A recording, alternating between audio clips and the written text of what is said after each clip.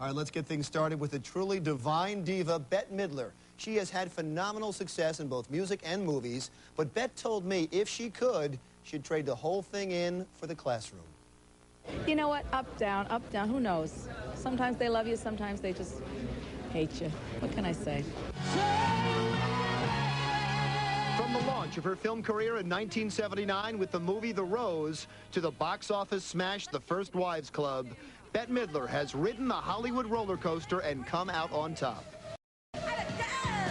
Things look very good for the divine Miss M. Her new film, That Old Feeling, is sure to be a hit. Never mind. No, it's all right. You want to talk about it? No. Oh, good. Here is where I'll stay.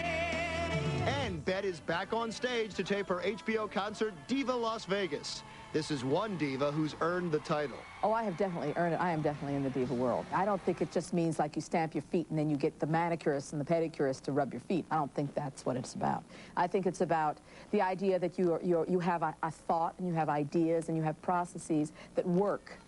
You know, you have the goods. There is no doubt that Bette has the goods. She's been nominated twice for Academy Awards, for The Rose and for The Boys. Every night on the dot, I can hear a tenor drum say. And she's won numerous Grammys, a Tony Award, and an Emmy.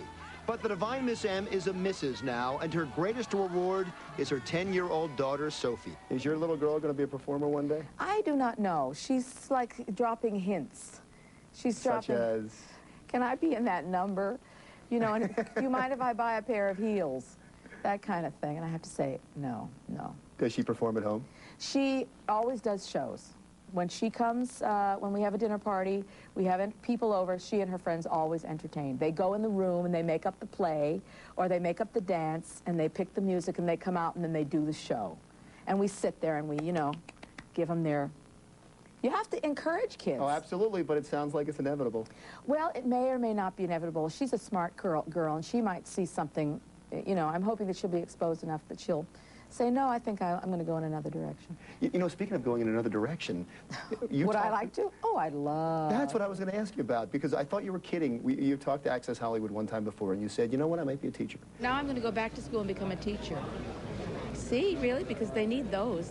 They don't need any more actresses. They got plenty of them. And I thought you were kidding, and then I've read a couple other times where you said basically the same thing. Oh, yeah, I would. I mean, I don't know what I would teach. I mean, I don't really know very much except how to put on a show. But I feel like there's a lot of, I feel like people are not giving the kids what they need. I mean, I feel that teachers try very hard. They're underpaid, they're overworked. There's tremendous stresses on them.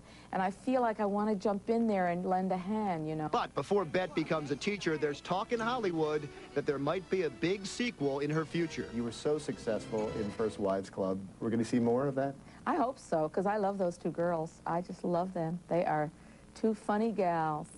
And I had a wonderful time with them.